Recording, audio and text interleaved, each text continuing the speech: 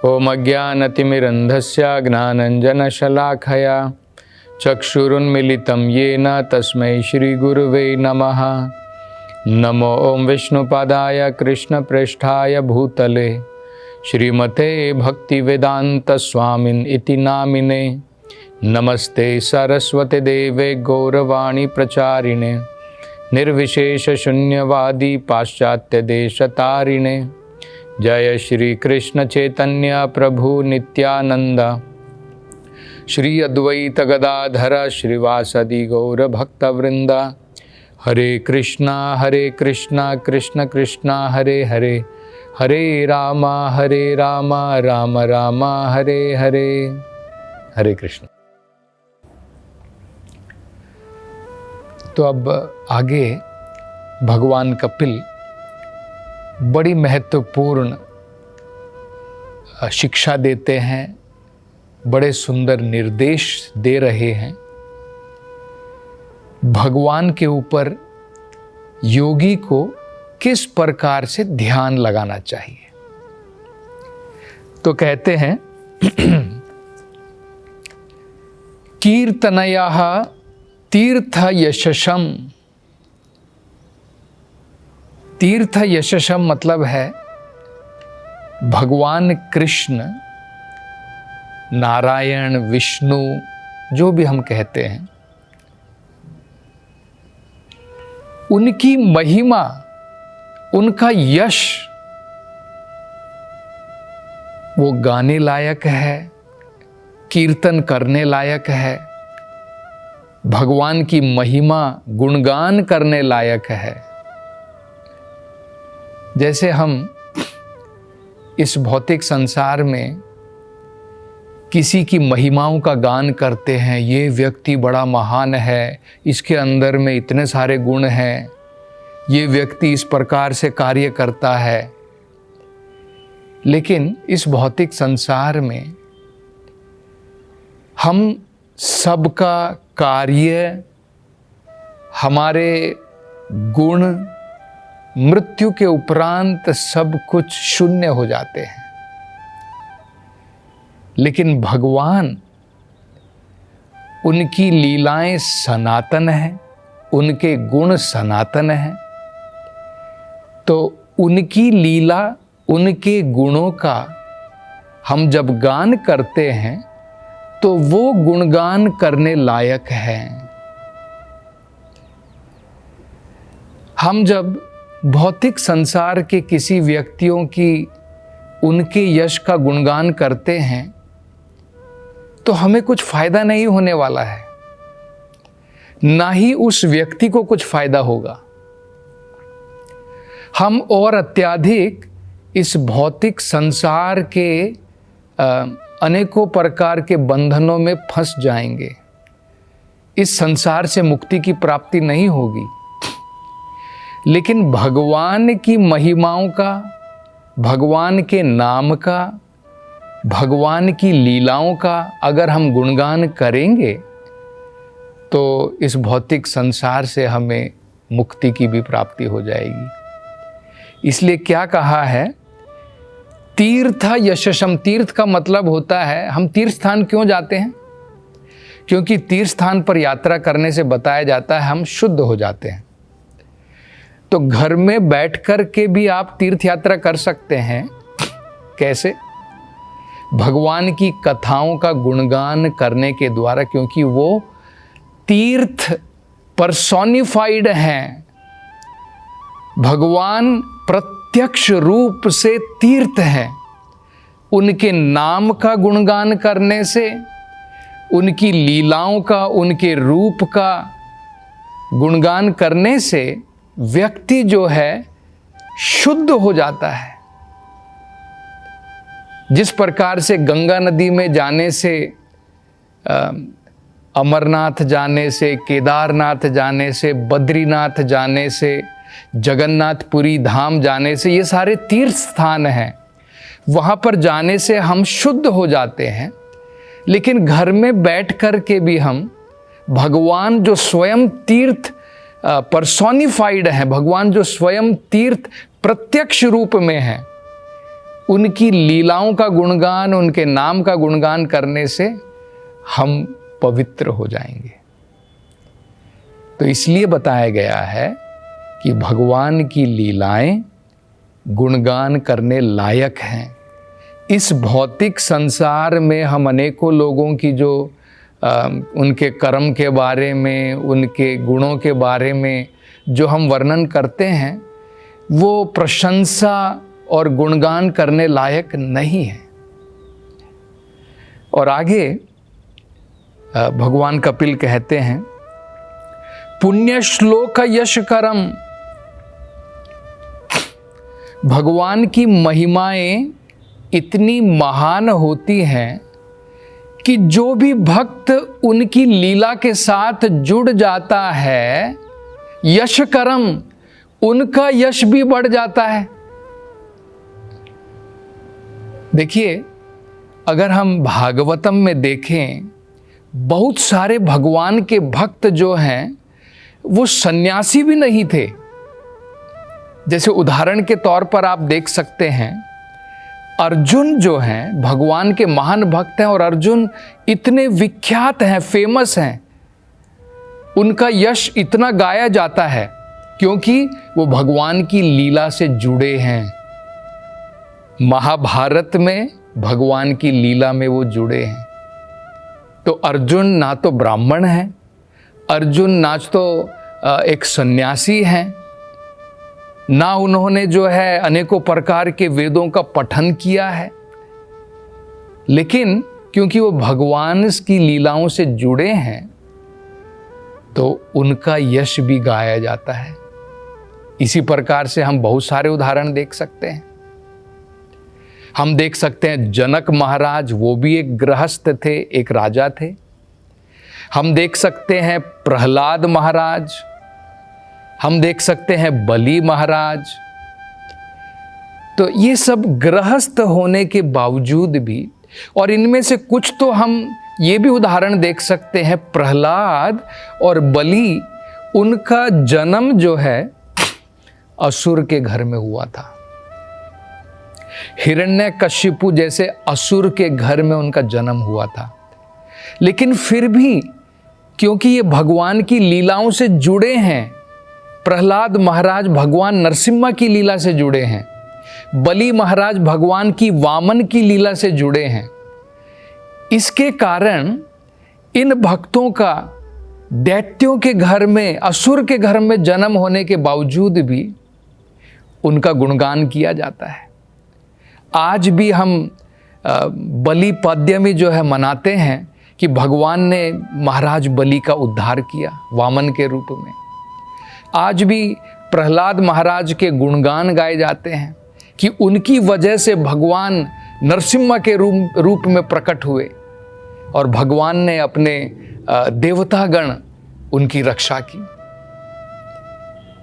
तो ये जो है भगवान कपिल बता रहे हैं कि भगवान की लीला गाने लायक है, भगवान की लीलाएं गुणगान करने लायक हैं, क्योंकि भगवान की लीला का गान करने से भगवान जो स्वयं तीर्थ हैं, हम शुद्ध हो जाएंगे। और भगवान की लीलाएं इतनी महान है कि जो भी उनकी लीला से जुड़ जाता है उनका यश भी बढ़ जाता है।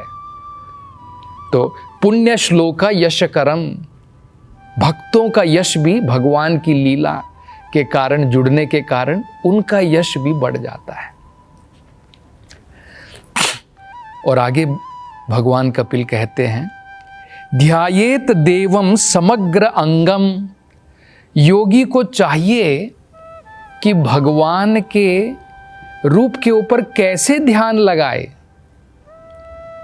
समग्र अंगम, सभी अंगों के ऊपर, भगवान के जितने भी अंग हैं, भगवान के चरण कमल हैं, भगवान के हस्त हैं, भगवान की नाभि है, भगवान की छाती हृदय है, इसी प्रकार से भगवान का मुख है, भगवान के आभूषण हैं, भगवान के अलग अलग प्रकार के चिन्ह हैं। तो इन सब के ऊपर एक एक करके योगी को ध्यान लगाना चाहिए, समग्रम। और ऐसा क्यों बताया गया है? क्योंकि क्या होता है, देखिए, हमें केवल ऐसे मतलब हम लोग जब दर्शन करने जाते हैं तो बस एक प्रकार से चारों तरफ से ऐसे देख लेते हैं भगवान को। ये दर्शन करने का सही तरीका नहीं है।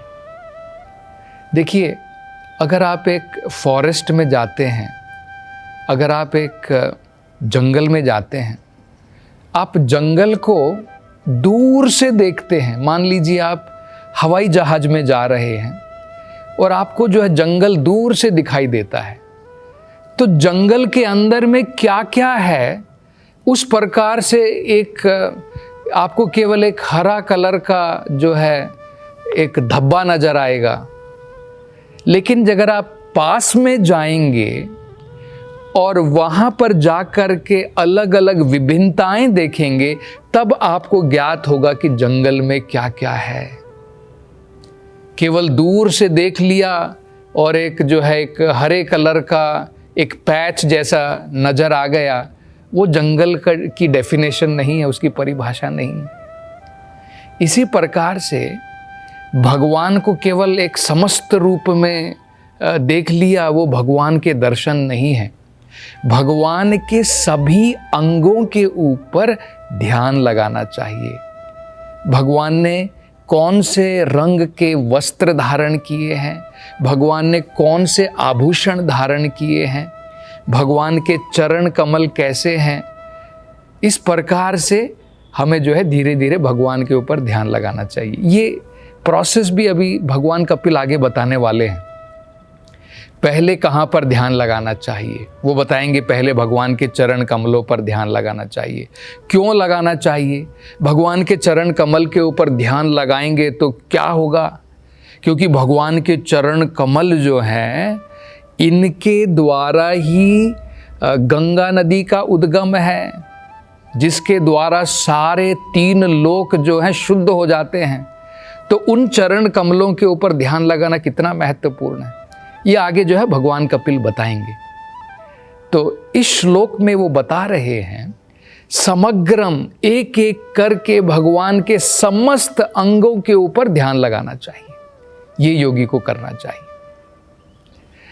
तो ये एक बड़ा महत्वपूर्ण हमें समझना है कि यावन न चयवते मनहा, कब तक ध्यान लगाना चाहिए? जब तक मन भगवान के रूप के ऊपर फिक्स ना हो जाए, एकाग्र ना हो जाए, तब तक हमें भगवान के अलग अलग अंगों के ऊपर ध्यान लगाना चाहिए।